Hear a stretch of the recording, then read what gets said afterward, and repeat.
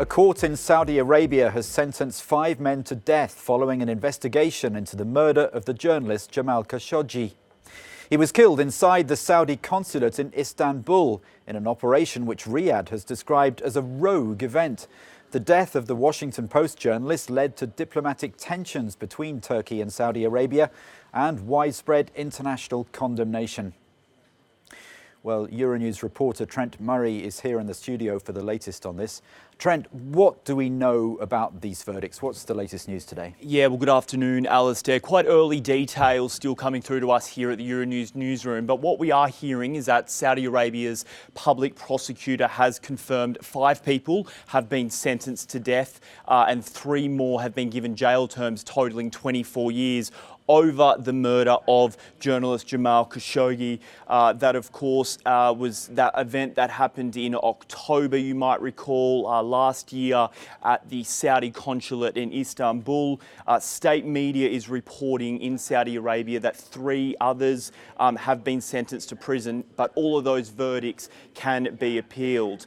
So again, early details, but we are learning that it seems punishment has come from the Saudi courts against these men that were accused.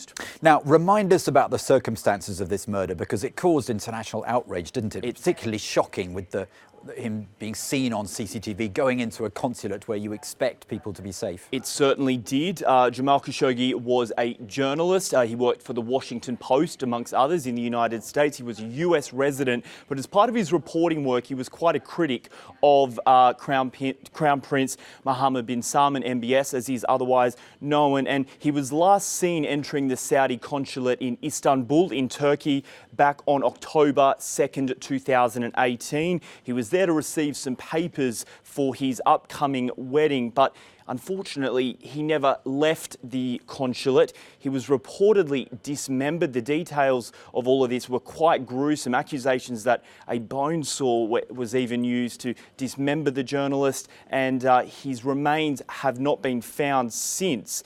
As you say, there was global outrage over this. It really tarnished MBS's reputation internationally. There was some hope that when he took to the throne that he would be a bit of a reformist leader and maybe loosen the iron grip that's long been in place in Saudi Arabia. But this really tarnished the case. It caused international outrage and condemnation from other world leaders. Now, you mentioned the role of the Crown Prince, and a UN report said that he must have at least known. This isn't the end of the story, is it? It's not.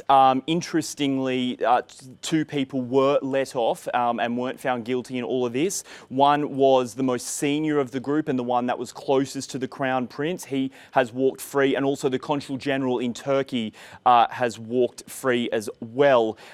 We haven't seen any reaction yet from the Washington Post or the Turkish authorities, but we are seeing it in some other quarters. Reporters Without Borders, they have issued a statement. They have said that they fear that these death sentences are a way to silence those who have information about the murder and to conceal the truth. Human Rights Watch, they've also issued a statement. They say that now 5 of the defendants, perhaps those who know too much, have been sentenced to death and gone. Obviously, there's a theme there, which is there is a real concern that there is a lot of information left unanswered, a lot of outstanding questions, and with these death sentences may go some of that information from people who may well have been there in the room when it happened. Alistair. Trent Murray, thanks very much for that update.